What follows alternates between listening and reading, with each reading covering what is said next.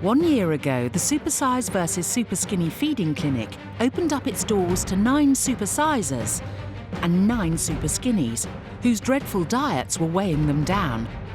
Tonight, we're looking back at 3 of those diet disasters who were desperate to change, not only for themselves, but for the future of their families. First up, serial meal skipper Josh Evans. If I could get away with not eating, then yeah, I probably would. Fast food junkie Louise Hayes. I love food. If I want to cook it and I want to eat it, that's what I do. And food phobe Vicki Smith. I'm just generally not happy. I don't have an appetite at all. The feeding clinic held emotional journeys for each of its residents. That's your lunch. I don't think I can go another couple of hours without any food, and especially just that. And a trip to America gave Louise a terrifying glimpse into her potential future. You remember me in this bed, and you remember what you could end up like. 1 year on, have they managed to bin the bad eating habits for good? Before I was eating because I had to, but now I'm eating because I want to and I'm enjoying food.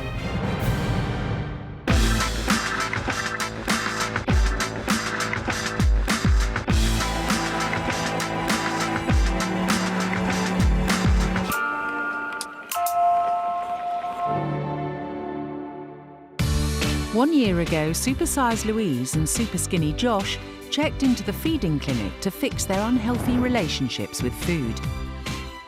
I love food. If I want to cook it and I want to eat it, that's what I do. In fact, for Louise, food is a family-sized problem. I love to have my family round once, maybe twice a week, and I like to cook them 5 or 6 courses. Yes, you heard right, 5 or 6 courses. Food in our family is a big part, really. A plate of our food sometimes would feed 4 people. I tend to eat off big meat plates, as big, double the size of your head. I think food is an addiction. I really need help to get away from the craving of the food. I can't stop eating. I just don't want to be fat anymore.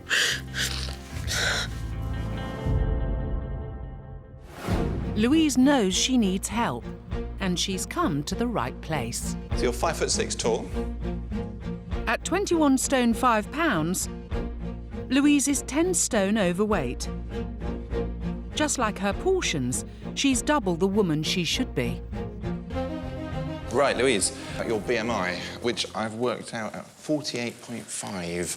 Healthy BMI for a woman, about 18.5 BMIs to 25. You're morbidly obese. That means significant risk of illness. I'll give you another 5 to 10 years, OK, before you have serious problems because of your weight. But Louise's weight and lack of confidence is already impacting on many aspects of her life. Louise's weight does affect our relationship. At the moment, she doesn't get undressed. I can't be in the same room as her and all that. In the bedroom with the husband, things are not going so well, are they? No, they're not. Tell me why. I just can't undress in front of him. I can't have sex with him at all. Oh. No. And you have a son as well? Yes. How old is he? He's 5. He does like takeaways. Because Age 5? At age 5. Do you like burgers? And double burgers. And what, sorry? Double burgers. Double burgers. I would be devastated if Taylor followed in my footsteps. I don't want him to be overweight. It's going to be tough, but I think now you're in the position where you've just got to go for it, haven't you? I have. To break her overeating habit for good, Louise will be swapping diets with a serial undereater, Josh Evans. People have called me things like lanky, gangly, stretch. People have compared me to skeletons before now. Josh doesn't own a motorbike or a horse, but finds clothes that bulk up his frame. It doesn't show the fact that I am a really skinny guy. It will make me look bigger than I actually am. Josh rarely eats and uses his 20-a-day habit to fill the gaps left by the lack of food. If I'm hungry and there's no food in the house, say, I would tend to smoke more. He doesn't eat breakfast. He very, very rarely eats more than once a day. If I don't have an appetite, I won't eat. And if I don't, I've been known to not have an appetite for anywhere up to 3 days. If I could get away with not eating, then yeah, I probably would. 6'2" tall, 117 pounds. 6'2" Josh weighs just 8 stone 5, a whole 4 stone underweight. Why do you think you are so light? Well, Shall I give you a clue? what's that? You don't eat anything. There's probably a good reason for it. How long has that been going on for? 21 years, something like that. If I'm hungry, I'll eat, but it's not often that I am hungry. What time do you tend to go to bed? About 3 a.m. Yeah, and so you don't get up until? About 3 p.m. 3 p.m. So breakfast, lunch, we've missed those, you know. There's no way we can get you kind of eating regular balanced meals with that sort of routine. You smoke as a substitute for a meal. It suppresses your appetite, and that is how you can get through the day on so little food. If you're serious about putting on weight, then you need to be serious about stopping smoking, OK? You're now dreading this, aren't you? Absolutely dreading it. Louise and Josh are polar opposites. It's time Supersize met Superskinny. Hello. Nice to meet you. Nice to meet you. I weigh 8 stone 5. I'm 21.5 stone. Josh being only 8.5 stone was a bit of a shock. But before they swap diets, it's time to see what they each consume across a week. Josh, we're going to start with you, and we're going to start with your breakfast. You are kidding me. No. Do you always start the morning with a fag, do you? It's one of the best ones of the day, yeah. Let's have a look at your actual breakfast. Let's see what you eat. I don't eat breakfast. That's better. So by lunchtime, you're obviously quite peckish. Or maybe not. How often do you tend to eat lunch in a week? Maybe 3 times a week, something like that. Fast food. Cup of soup. It's all saying to me, I don't really want to cook anything. And for dinner, there were more cigarettes, followed by tiny portions of fajitas, spaghetti bolognese, pizza, and half a tin of sausage and beans, meaning Josh only ate 4 nights out of 7. A guy of Josh's size and age needs 2,500 calories a day. Skipping breakfast, lunch, and sometimes dinner means on average Josh is consuming just 1,200 calories. Louise, it's your turn. Bacon, egg, cereal. Oh, gosh. So you would have a full fry-up, essentially, every day of the week? We're only at breakfast, and already Louise's tube is level with Josh's entire week's worth of food. All right, let's have a look at lunches now. Nice big cheese-filled baguettes. Crisps. Oh, yes. Takeaway fried chicken. Josh, tell me what you think. Daunting. Well, let's go on to dinners. That's a roast dinner with some pâté and some cheese. Just one dinner. That is one dinner. How often would this happen, actually? A couple of times a week. The roast dinner, about 800 calories. Your starter of pâté, same calorie count. And pudding, another 600 calories. Cheese, another 600, 700, 800, depending how much you eat. Chocolates, do you see where you're just adding in? But dinners don't stop there. A double portion of chili, burgers, chips and takeaways. How many days a week would you have takeaways? Probably every day. On top of mammoth main meals, Louise is a snack machine.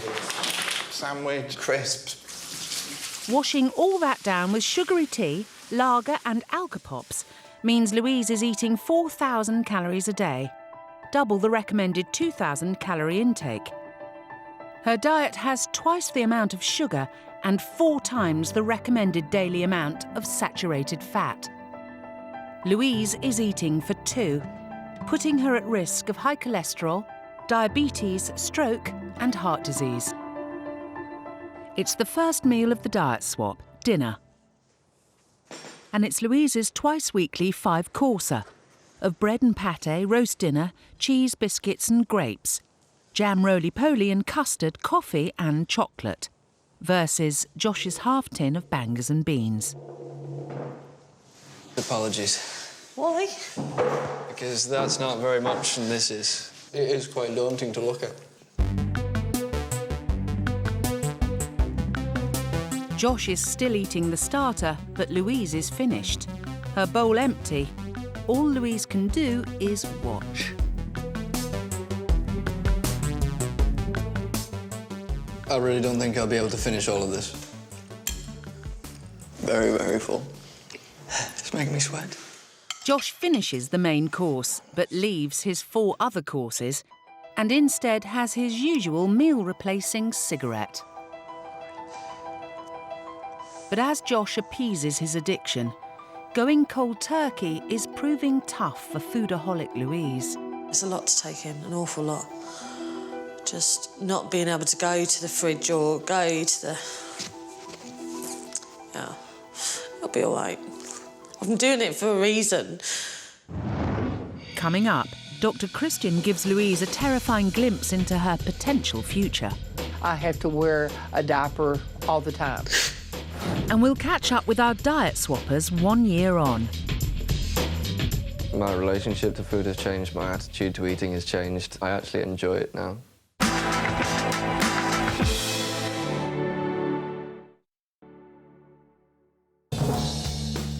Food addict Louise and meal skipper Josh have checked into the feeding clinic to conquer their battles with food.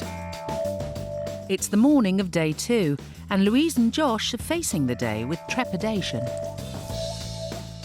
I don't think Louise will be happy about how much she has to eat today.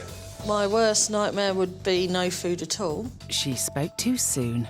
Poor Louise gets nothing in exchange for her supersize breakfast fry-up, and nothing again for her bumper baguette lunch.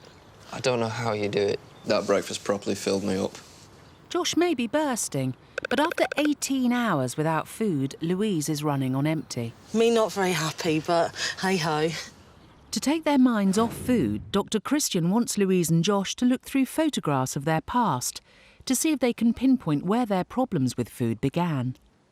At what point in your life did you stop eating for 2 or 3 days? Because I just can't get my head around that. In high school, I wouldn't have breakfast. I'd get up at 8 o'clock in the morning and I'd make my lunch for school. So your mum wouldn't make your lunch for you? No, because of the fact that I wanted independence from an early age, I wouldn't want to put on them. See, that's a really early age to have to decide yourself when you're going to be eating and what you're going to be eating. You're not helping yourself and you're not letting anybody else help you either. No. From that age. It was quite surreal to look at the timeline of my life and see where this had actually come to, because it actually started a lot sooner than I thought it had. Skipping meals at school age sparked Josh's problems. But did Louise's overeating start as young?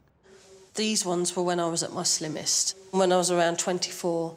So when did you start to be a little bit worried about your weight? I was in a relationship with a person that wasn't particularly nice. He used to call me fat and ugly. I was actually on holiday with him there. As you can see that photograph, he's actually been ripped off it. My self-esteem was so low and my confidence was not that much, so I left him.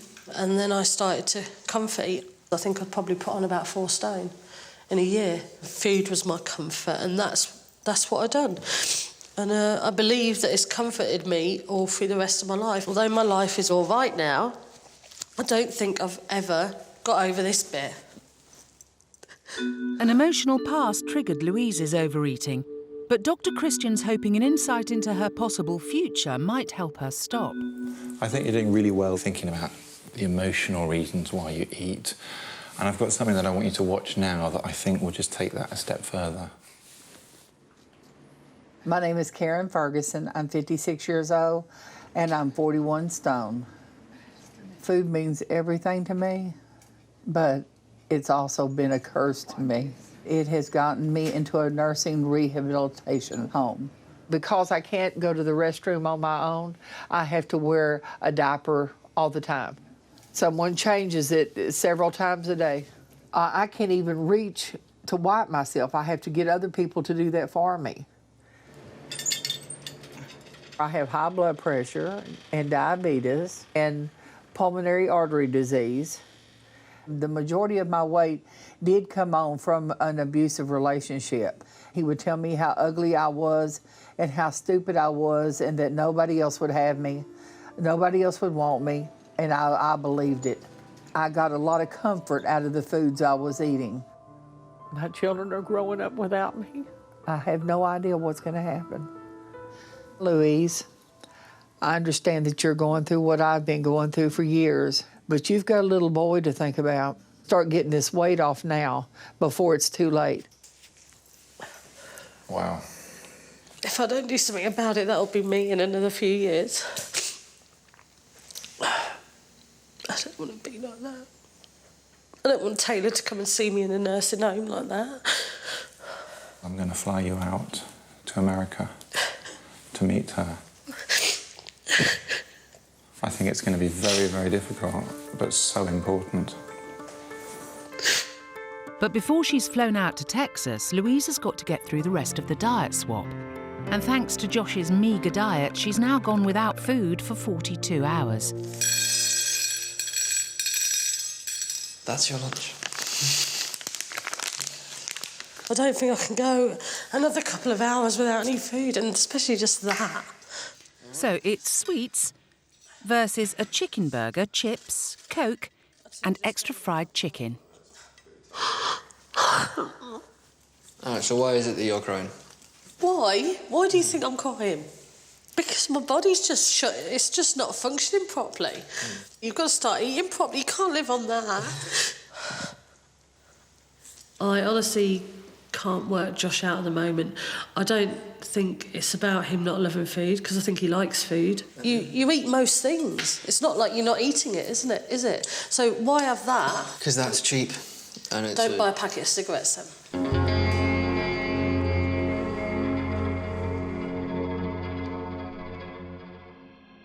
We're halfway through the swap, and I don't think Josh realises how serious his fags for food habit is.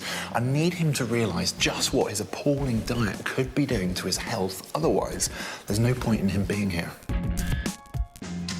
So, this is my gallery. Come and have a look at this picture here. bad teeth. Have you heard of scurvy? Yeah. It was something that sailors got because they used to live off a very limited diet with very little fresh fruit and vegetables. Gums bleed, they swell, teeth fall out, they get very poor, you get horrible sores on your body, your skin becomes very dry and crusted. Deficiency in vitamin C leads to scurvy.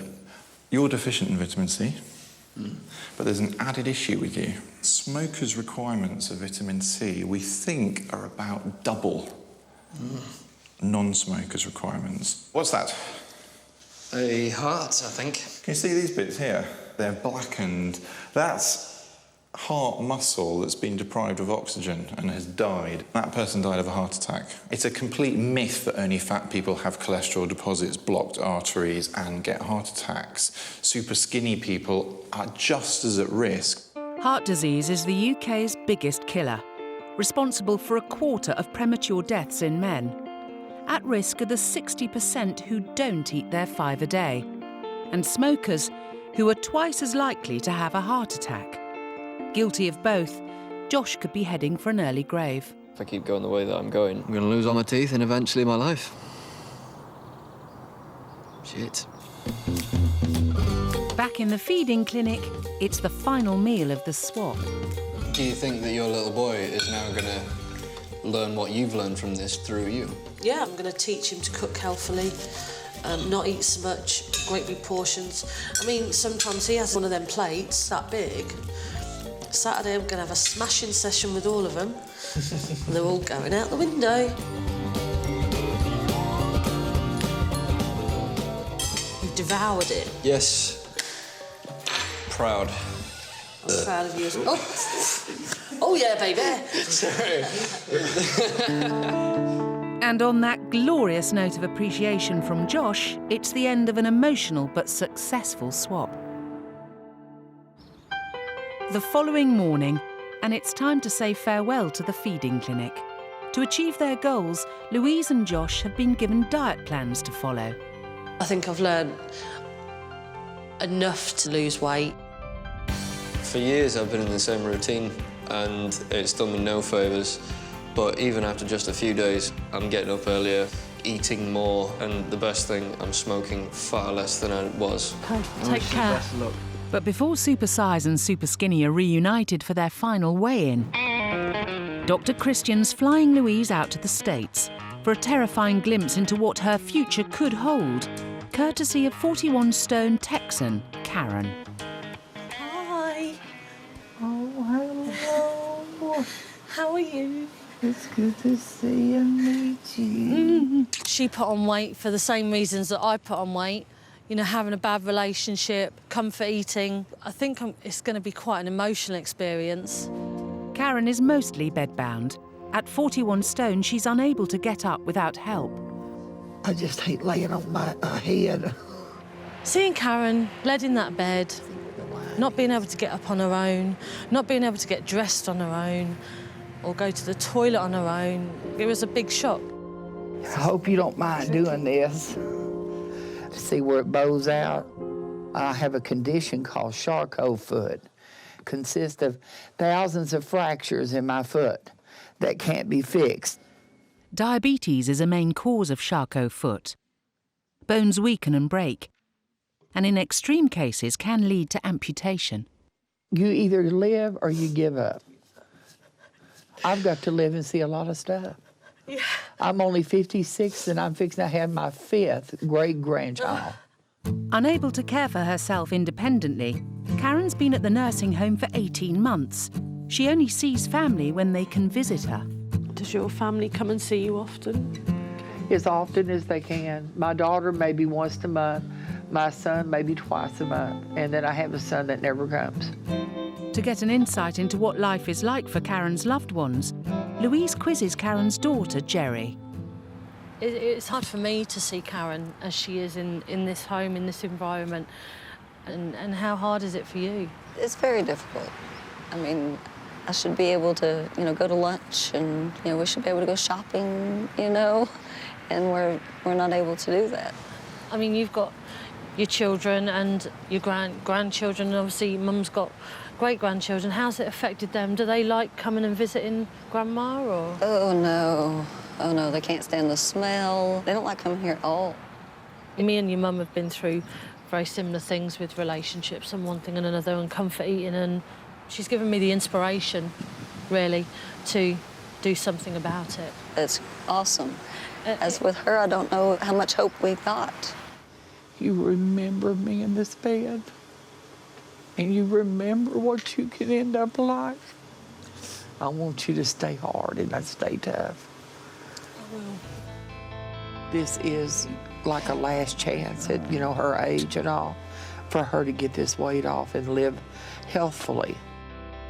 The chip that I had on my shoulder about, past relationships has gone. I'm never going to live where Karen does. Never. So did the trip to America make a difference?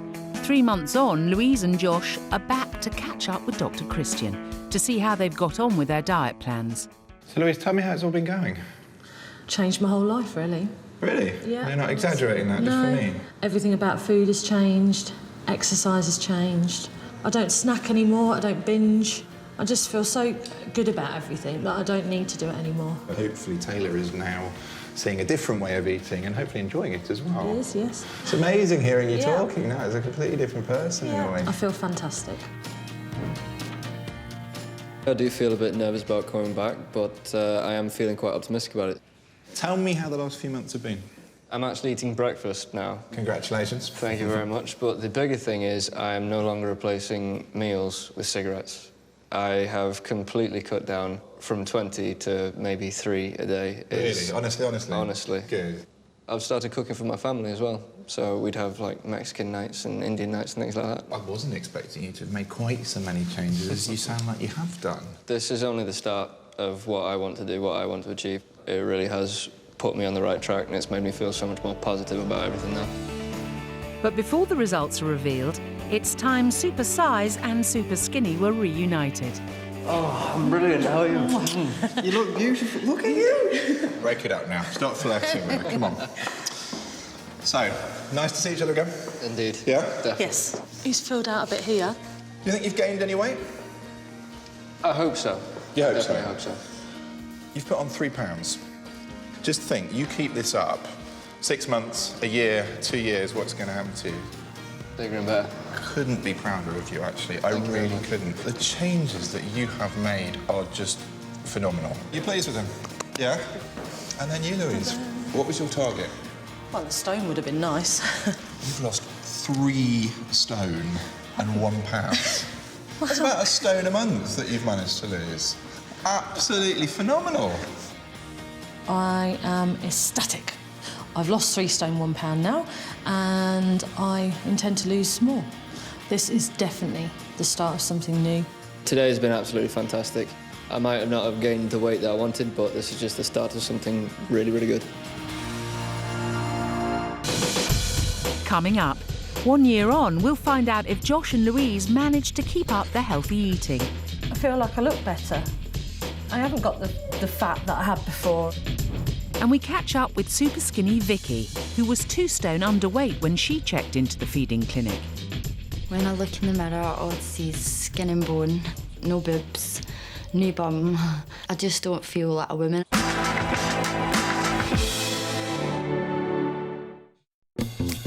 One year ago, Supersize Louise and super skinny Josh checked into the feeding clinic. And now it's time to see if they've managed to ditch their disastrous diets for good. Meal dodger Josh used to weigh just 8 stone 5, but now that he's stopped replacing food with cigarettes, life couldn't be more different. Smoking was my biggest enemy. It just drained me, it really did. Whenever I want to have a cigarette these days, I'll just eat something. It'll take away the craving. It's no more 48 hours between meals. Josh now makes time for food. Before I went to the feeding clinic, I was lazy. I'll be honest, I was lazy. Now that I'm a student in university, I actually have a routine. I know what I'm doing day to day. I know what times I need to get up, and I know what time I can eat. I've started eating breakfast, which is a huge thing for me. It might seem small to other people, but to me that's a real big victory. Right, top and tail of carrot. New flatmate Mike has taken charge of the cooking at home. Mike, he's a trained chef, so he's teaching me to cook.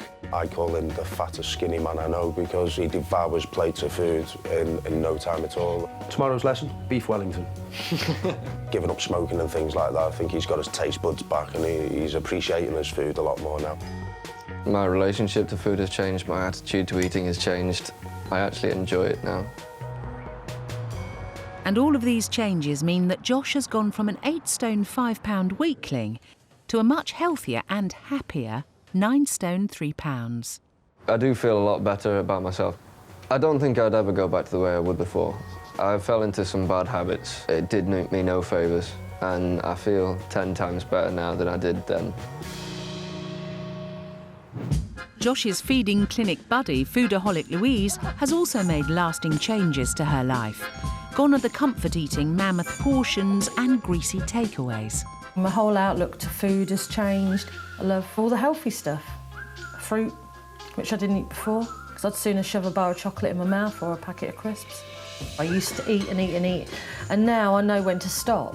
The big family dinners still take place, but now they're much healthier. We still have family meals and we still have as much fun, but we just don't eat the excessive amount of food that we ate before. We now have 1 course instead of the 4 or 5 courses. You know, it's better for everybody, really, not just me. And this healthier diet, combined with exercising 3 times a week, means that Louise has gone on to lose a further 13 pounds, making her total weight loss 4 stone. I used to struggle to look in the mirror, but now I like to put a face on, to get dressed nice. Just losing a bit of weight has given me that confidence to have my hair cut off. I go out, have my nails done. I have all the things that girls want to do. They're lovely, thank you very much. Louise is so confident now, she recently did something she hasn't done in years.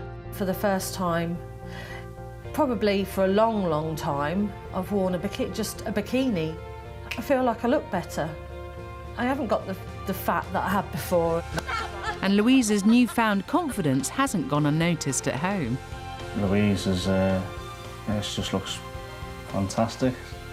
It's just as if it's a new woman now, really.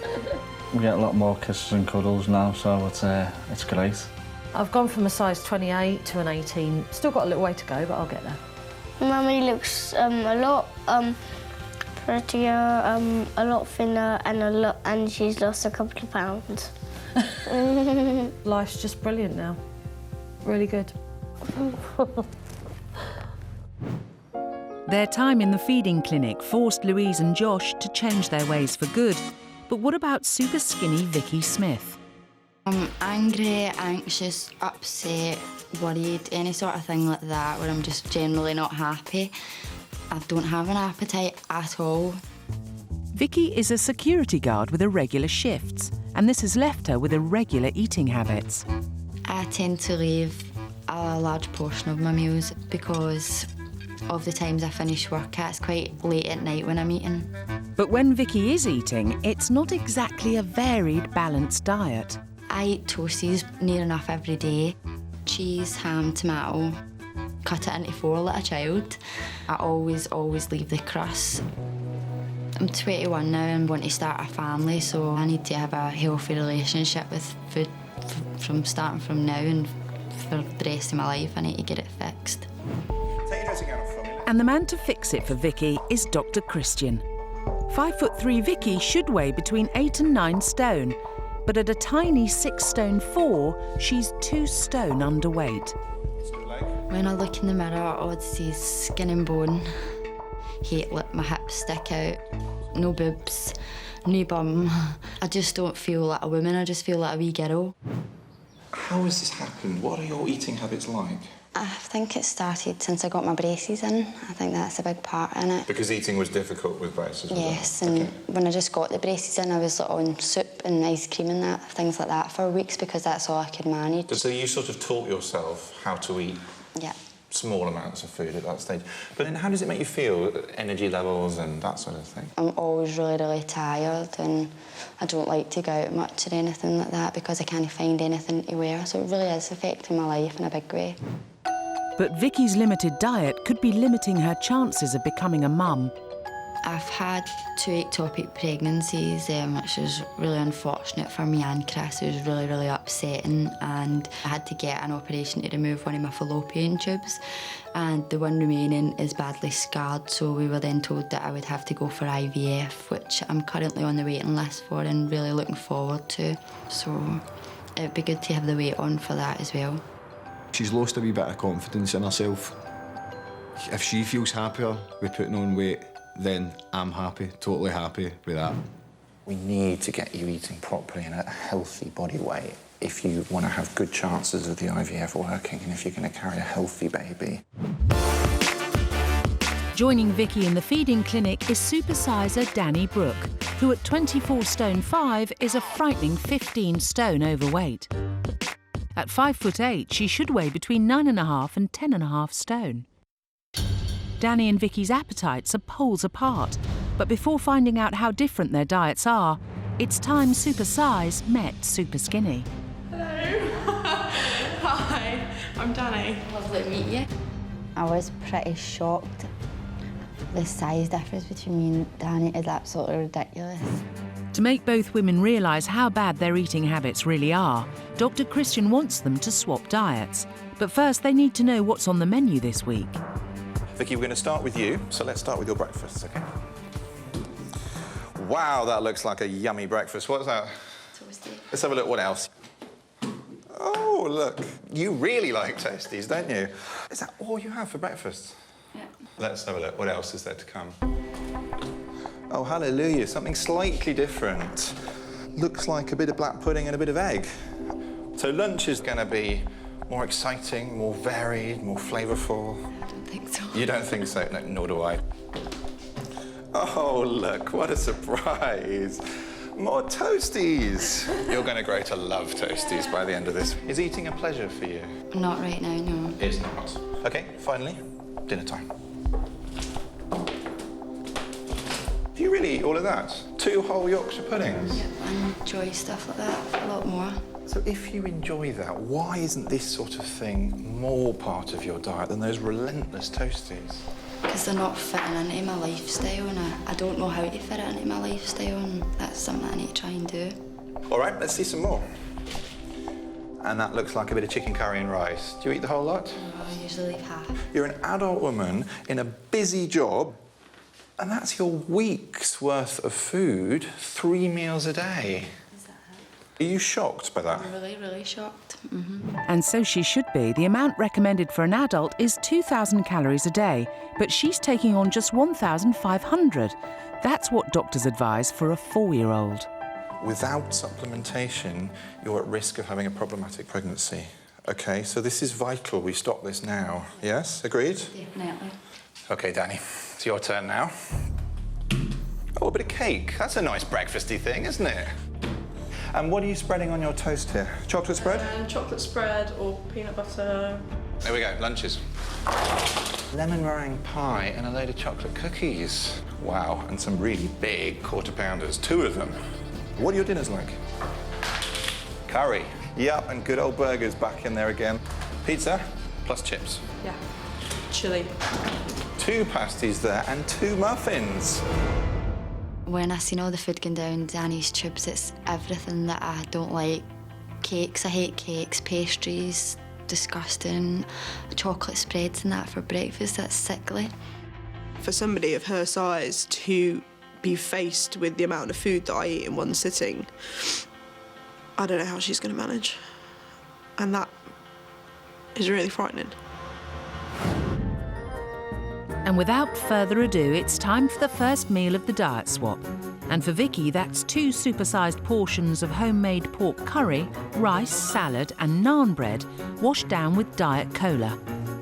Danny's dinner is a chicken tikka ready meal and a glass of full sugar fizzy pop. I mean, this is a normal sized portion for most people, so I'll be absolutely fine with this. Normally I would leave half of that, so I hope that's sitting okay with it. It's not so normal a portion after all, but no. Fair enough, OK. I'm going to struggle to get through the first plate, never mind the second. I guess just try what you can do. I think eating's like become my second job. It's like a task now. As Danny stops, Vicki's still got another plateful to go. In this one meal, she's facing as much as she'd normally eat in a couple of days. I think that's me out. I'm feeling really full and quite sick looking at it. If somebody is struggling to gain weight, eating half a portion isn't the way forward. My goal by the end of the week is to finish one of our meals, maybe 2. With dinner a disaster, Dr. Christian wants Vicki to take a walk down memory lane. We're looking at photographs of her past pinpoint where problems with food began. This is me at about 11 years old. I ate a lot then and never seemed to gain any weight. And I would snack and I'd eat whatever I wanted. This is round about 18, my little sister here. Started working in security by this point. Right. So I was dealing with the funny shifts and my whole eating habits had changed.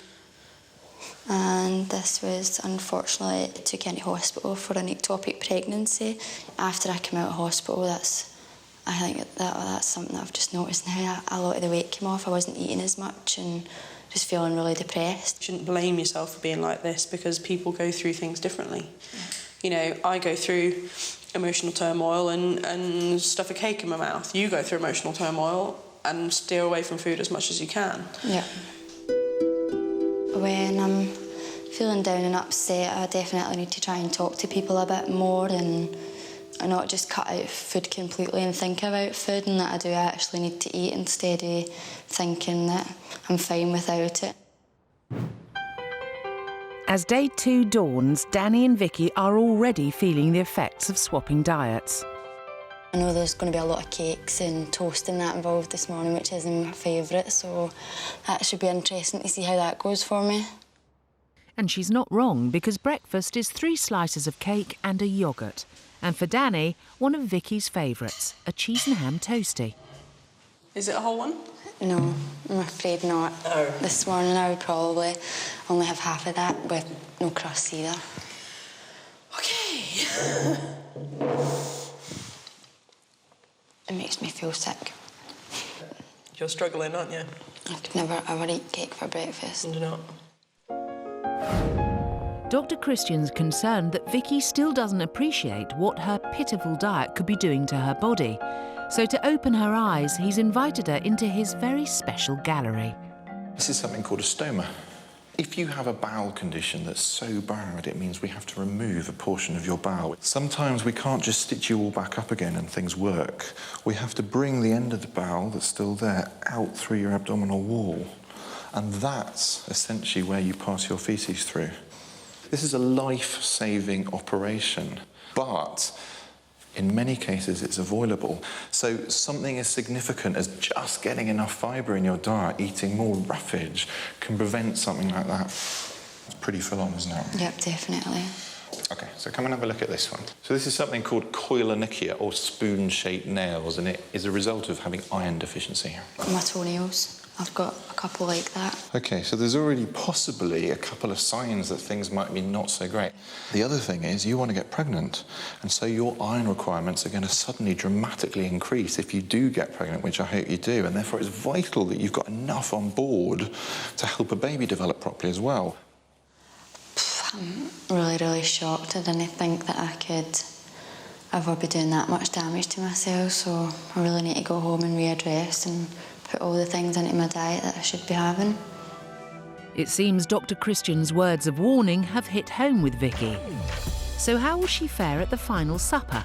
A mountainous homemade calzone with chips.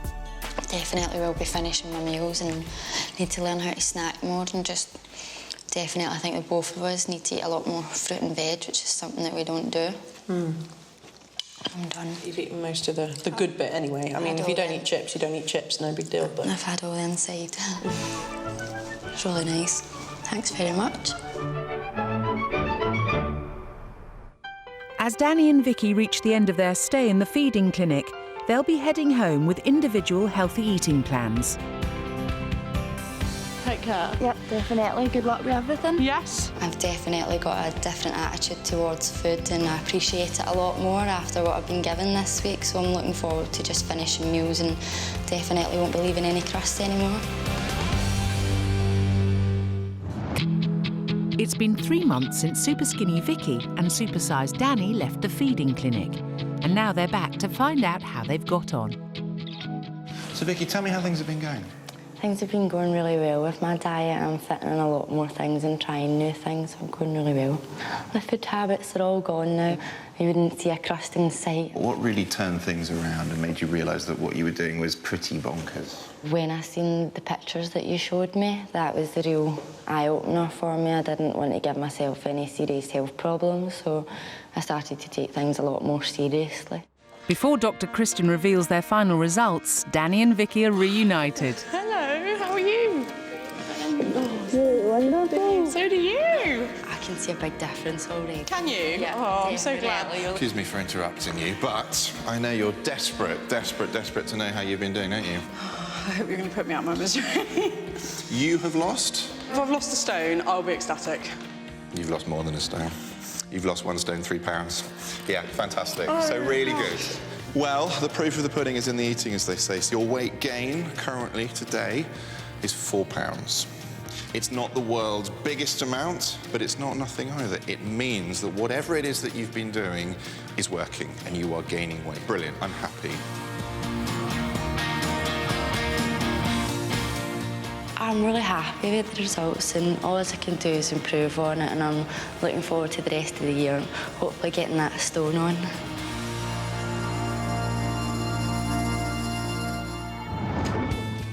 One year on, how has Vicki fared? 12 months ago, she survived on a diet of 1,500 calories a day, leaving her weighing in at just 6 stone 4. Has she managed to finally wave goodbye to the food phobe? My perception with food has definitely changed a lot in the past year, because basically before I was eating because I had to, but now I'm eating because I want to and I'm enjoying food. I've got a more varied diet and I'm trying to always make sure I eat at certain times and I'm not missing out any important meals of the day. All the changes that I have made have just made things a whole lot better, and I just wish I'd done it ages ago. Boyfriend Chris is delighted in the changes he's seen in Vicki. When Vicki was at her lowest weight, I did feel helpless. She's came a long way in a year. I'm really proud of her. But has Vicki managed to put on the stone she wanted to? Over the last year and that, I've put on 2 stone, which I'm really proud of. I learnt that food not only determines how you look on the outside, but also how your body works on the inside as well. And what about the longed-for baby? I'm pregnant, so I'm thrilled about that. That's been really good news for the both of us. I think Vicki has broke the bad cycle of eating, because she's eating at the right times of day, she's eating healthy, and of course she's pregnant, which I'm over the moon at. I really wasn't happy with my body and wasn't feeling really womanly. And now I've got all the curves that I wanted. It's quite nice for me because I've never ever had that before. I'd definitely never look back now. Don't want to be that skinny again. You don't feel really good about yourself. I can't wait basically till the baby's here and just having a happy life together. If you're over or underweight and would like to appear in the next series of Supersize versus Superskinny, log on to channel4.com/take-part for an application form. Next time, we'll revisit 3 more diet swappers to see if they've managed to fight off their frightful eating habits 1 year on. Watching him play with the food, I felt like just picking the fork up for him and shoving it down his throat. You couldn't eat so much. That's just pure greed. There's never a thought in my mind that I might become the person that I was before. Brand new series next on 4, and a reminder about how fantastic the human being can be. It's all about discovering the hidden talents of randomly selected people, talents they never even dreamed of possessing. Now you as viewers can take part. There's interactive tests at channel4.com/hidden talent. It's exciting.